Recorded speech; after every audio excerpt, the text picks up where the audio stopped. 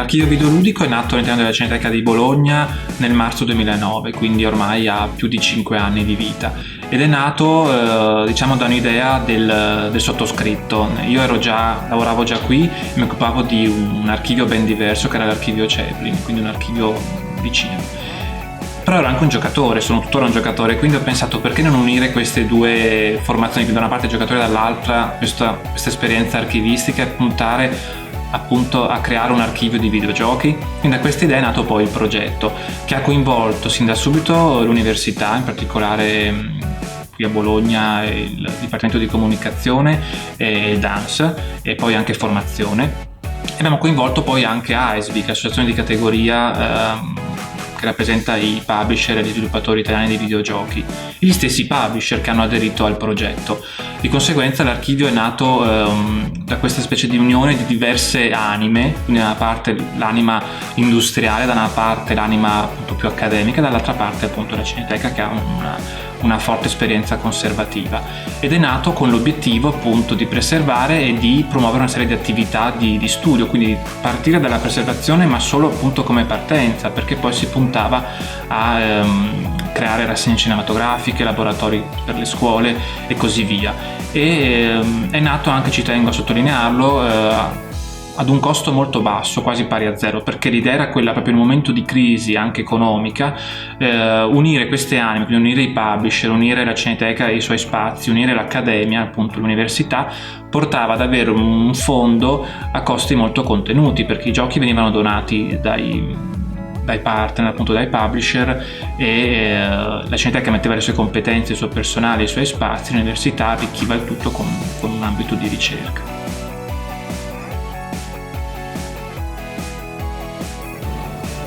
L'obiettivo della preservazione innanzitutto è quello di mantenere traccia di quel che è stato. È anche vero che parliamo di videogiochi, quindi forse è anche un po' una cosa connaturata ai giocatori essere collezionisti e preservatori, ma al di là di questo c'è da dire che se vediamo la storia come un insieme, come un percorso, preservare serve a mantenere traccia di queste tappe e partire da questa analisi di queste tappe per fare ricerca, per capire il passato e reinterpretarlo in una chiave appunto di analisi, e in conseguenza quindi questa è l'importanza della conservazione, che può essere anche banale, però in realtà non lo è così tanto, ancora più se si pensa al gioco, quindi al videogioco, che è un medium che ha ormai una certa età, perché comunque ha ormai 60 anni, e se non si inizia a preservarlo si rischia di perdere parte di un patrimonio veramente importante a livello culturale, a livello anche di impatto sociale.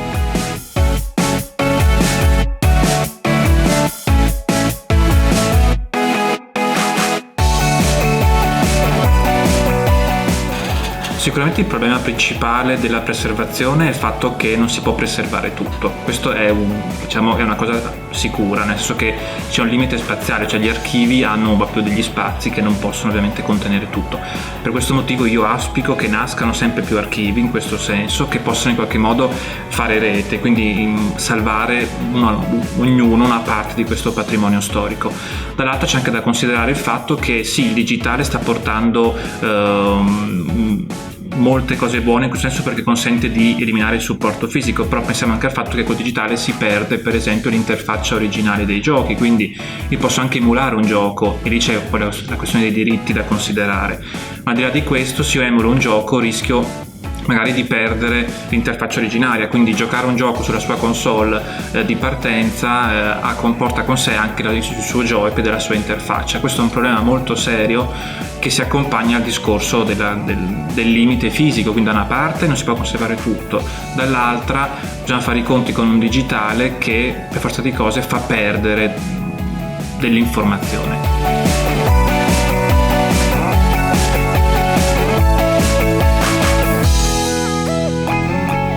I musei hanno sicuramente un ruolo importante, perché anche solo nel momento in cui il museo nasce si dà valore a quel che viene conservato. D'altra parte il museo ha un ruolo espositivo non indifferente, perché a livello storico il museo mantiene, appunto, preserva un percorso storico. Quello che a me interessa molto, in quanto appunto curatore dell'archivio, è far notare anche la differenza che c'è tra museo e archivio, che spesso poi ci chiedono anche gli utenti. Sicuramente quella più superficiale è che il museo tende ad avere una valenza più che altro espositiva, pur non negando spazi di fruizione. L'archivio, all'opposto, è tutto rivolto alla fruizione. L'archivio vuole incentivare la fruizione, vuole incentivare l'uso, perché l'uso delle fonti è quello che poi porta ad avere ricerca. Ciò non toglie che anche l'archivio possa avere, nel caso specifico, delle parti espositive, però diciamo che forse in un grafico, se il museo sta dalla parte espositiva, l'archivio sta dalla parte opposta, che è la parte appunto di fruizione.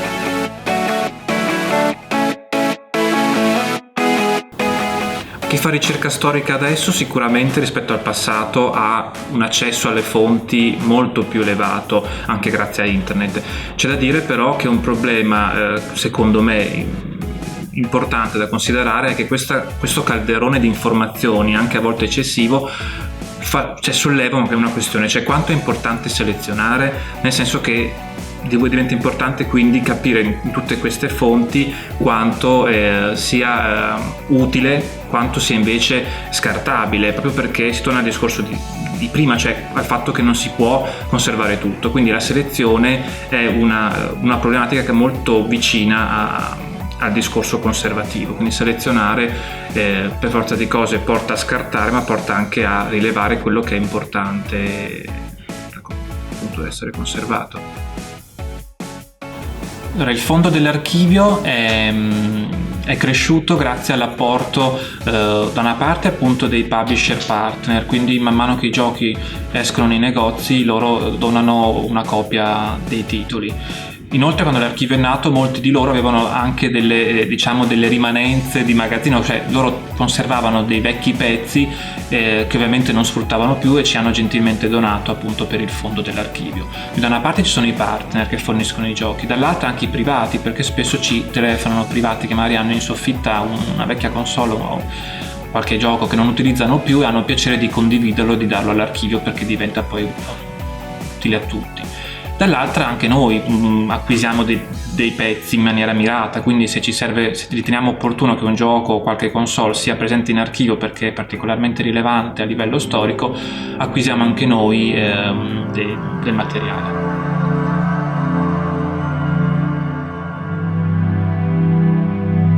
L'interesse che sta nascendo in questi anni verso la preservazione, almeno dal punto di vista dell'archivio videoludico, nasce dall'impatto sociale e culturale che il mezzo ha, nel senso che abbiamo visto in questi anni il videogioco diventare qualcosa che viene studiato, che viene utilizzato come fonte per ricerca o per tesi. Di conseguenza, nel momento in cui il videogioco diventa qualcosa di utile da studiare e non solo da giocare, diventa anche importante cominciare a pensare ad una preservazione sistematica, proprio perché per rendere accessibile questo patrimonio.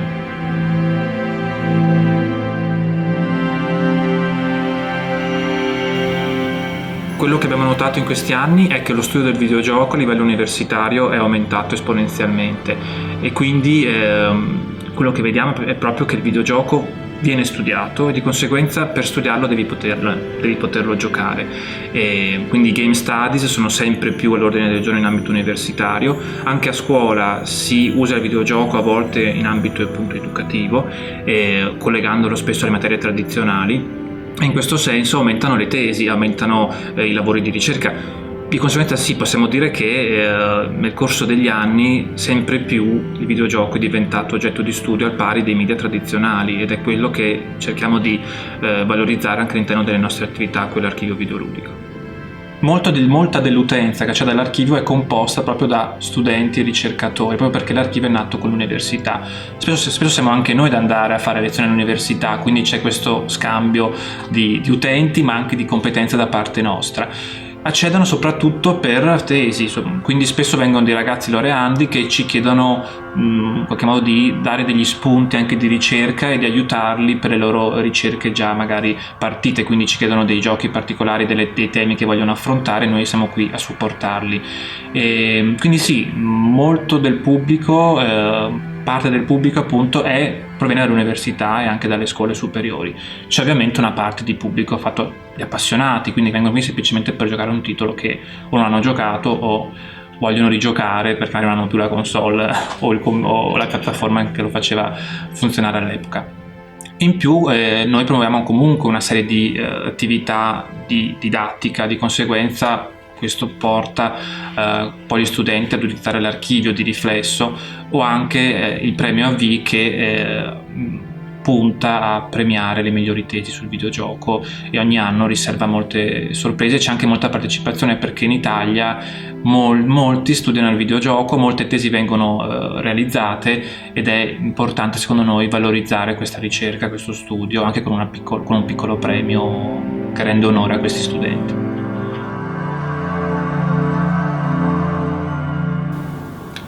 La storia è un racconto, prima di tutto. La storia non è fatta di fatti oggettivi, ma è sempre un racconto e quindi è un punto di vista. Nel caso dell'archivio, mi piace pensare che l'archivio non voglia raccontare la storia dei videogiochi, ma ne voglia raccontare tante quante sono le ricerche che può fare l'utente. Quindi ogni utente può accedere all'archivio e crearsi un suo percorso storico, magari utile alla sua ricerca. Quindi non c'è una storia, ma ci sono tante storie quante sono i giocatori, volendo andare un po' su un discorso più ampio.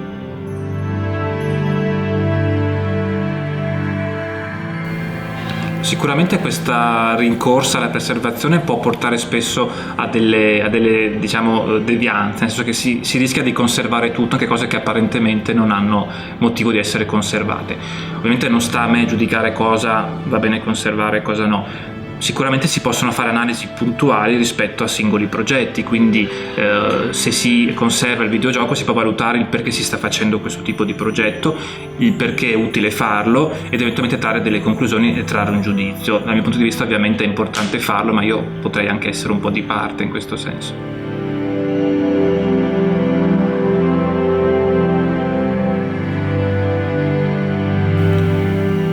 Preservare serve innanzitutto a salvaguardare un patrimonio, e questo è un dato di fatto. Dall'altra, nel caso di un archivio in particolare, salvaguardare serve a rendere accessibile, perché nel momento in cui tu crei un archivio, quindi di fatto una collezione, una raccolta di giochi,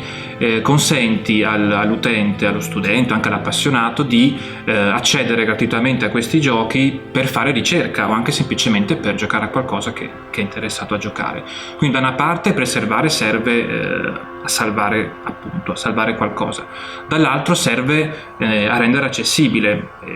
quindi a toccare con mano, e questo vale molto in particolare per un archivio, perché nell'archivio quello che è importante è proprio rendere accessibile il materiale, renderlo utilizzabile. All'apertura l'archivio contava circa 800 giochi, ora dopo più di 5 anni siamo a 4300 e le piattaforme di gioco sono 32, tutte utilizzabili dagli utenti che desiderano appunto accedervi. E quindi sicuramente a livello di giochi, proprio di fondo, è cresciuto notevolmente e speriamo continui a crescere con questa velocità. C'è anche il discorso di tutto quello che è nato intorno al fondo dei giochi, perché negli anni abbiamo creato un fondo di riviste storiche che vengono anche queste catalogate, rese disponibili a chi fa ricerca, un fondo di libri sul tema, appunto, tema videoludico, un fondo di tesi e anche un fondo di film. Quindi abbiamo cercato anche di arricchire il progetto, quindi non solo con i giochi e le console, i computer e comunque le piattaforme di gioco, ma anche con le fonti, se così vogliamo dire, secondarie, cioè quelle che parlano di videogiochi e che diventano utili per chi vuole fare una ricerca, perché può accedere non solo al gioco, ma anche eventualmente a articoli o approfondimenti o saggi sul gioco. L'impegno è stato notevole perché di fatto abbiamo lavorato sempre in 1 o 2 persone a questo progetto, quindi un impegno molto notevole per comunque tenere le fila di tutte queste attività, perché l'archivio da una parte è conservato, quindi tutto ciò che viene conservato viene anche catalogato, quindi c'è un lavoro anche di catalogazione, dall'altra tutte le attività collaterali che sono appunto le rassegne, i laboratori o anche i festival e i convegni fatti in questi anni hanno richiesto particolare impegno da parte di chi ci ha lavorato. Sicuramente è un impegno anche a livello di specializzazione molto alto, perché di fatto è importante giocare e saperne anche di giochi per poter catalogare, per poter continuare anche a promuovere e a creare nuove attività. Di conseguenza è un impegno però che ci dà anche soddisfazione, perché nel tempo l'archivio è cresciuto.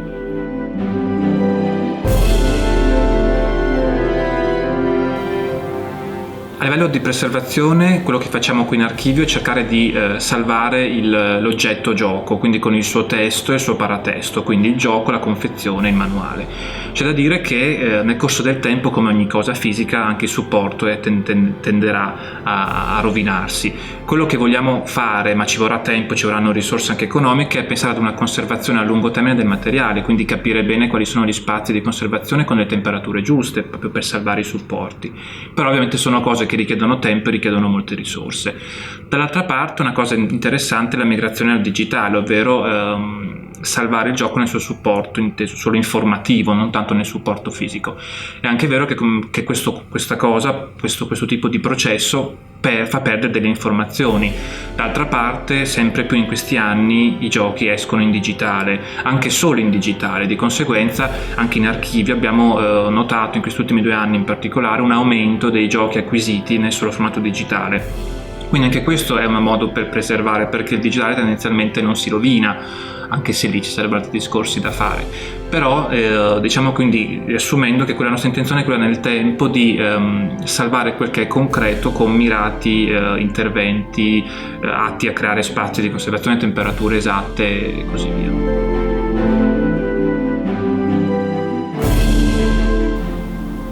Ma questo cammino di preservazione personalmente faccio fatica a datarlo. Sicuramente quello che ho notato è che dai primi 2000 forse in poi è aumentato un discorso di game studies e di conseguenza un discorso di necessità di garantire l'accesso alle fonti. Io credo sicuramente che nel momento in cui il videogioco viene trattato come oggetto da preservare, ne acquisisce in dignità, nel senso che il videogioco diventa qualcosa di paragonabile, di accostabile ai media tradizionali. Tant'è che quello in archivio, quando il progetto è nato, l'obiettivo era quello di accostare il videogioco ai media tradizionali, quindi qui dentro abbiamo un fondo di libri, un fondo di fotografie, un fondo di colonne sonore, quindi media che normalmente riconosciamo come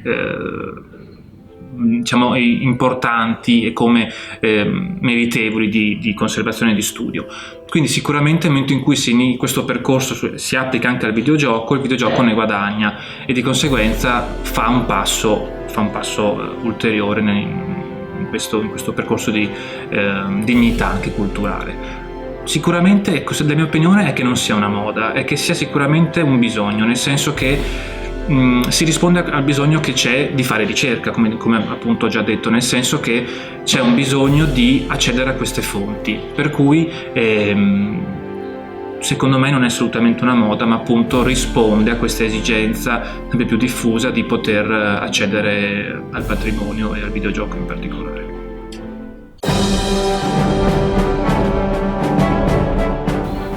Per il futuro le nostre prospettive sono di crescere, ovviamente, perché un progetto si evolve tassello per tassello, quindi da una parte puntiamo a far crescere il fondo e a rendere sempre più giochi disponibili appunto al pubblico, dall'altra puntiamo a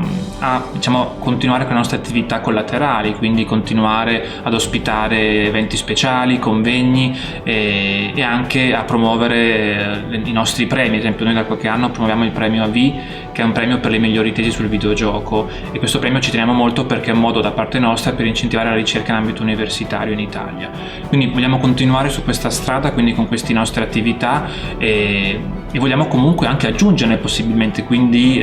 col tempo capire quali sono anche gli interessi degli utenti e del pubblico e in qualche modo secondarli, soddisfare questi bisogni, quindi presentazioni di libri e così via.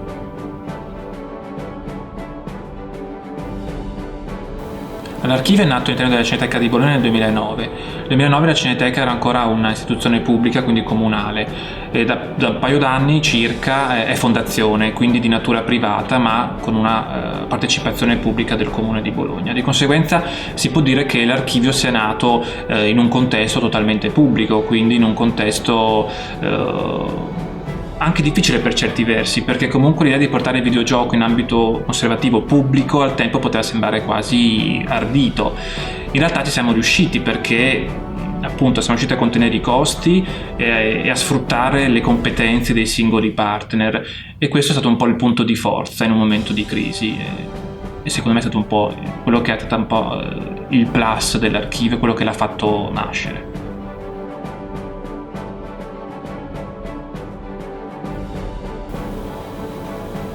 L'archivio è nato all'interno di una cineteca, di conseguenza, all'interno di un ente già culturale per definizione, già predisposto alla valorizzazione del patrimonio, alla conservazione e allo studio. Di conseguenza assolutamente l'archivio videoludico a tutti gli effetti è figlio di questa tradizione culturale e ne riprende molte delle abitudini e molti degli obiettivi. L'altra cosa importante a livello di tradizione culturale è il fatto che questo tipo di progetti porta ad una diffusione, anche ad una consapevolezza maggiore del medium all'interno della società, nel senso che quello che noi vogliamo fare in ambito culturale è far emergere quanto il videogioco abbia un impatto culturale, non sia solo un gioco. A tutti gli effetti il videogioco è un gioco, è uno strumento di intrattenimento, ma è anche altro. I videogiochi sono opere che sempre più hanno un impatto sociale forte, un impatto culturale forte, e non si può non tenerne conto. Quello a cui noi abbiamo a livello di archivio è fare emergere una consapevolezza, perché dalla consapevolezza emerge anche innanzitutto un minor timore verso il mezzo che spesso notiamo a livello anche di insegnanti, per esempio, e dall'altra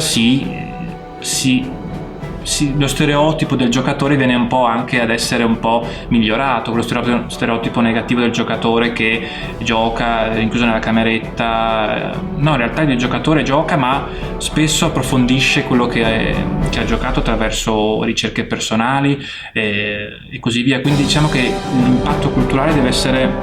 un impatto di consapevolezza fondamentale.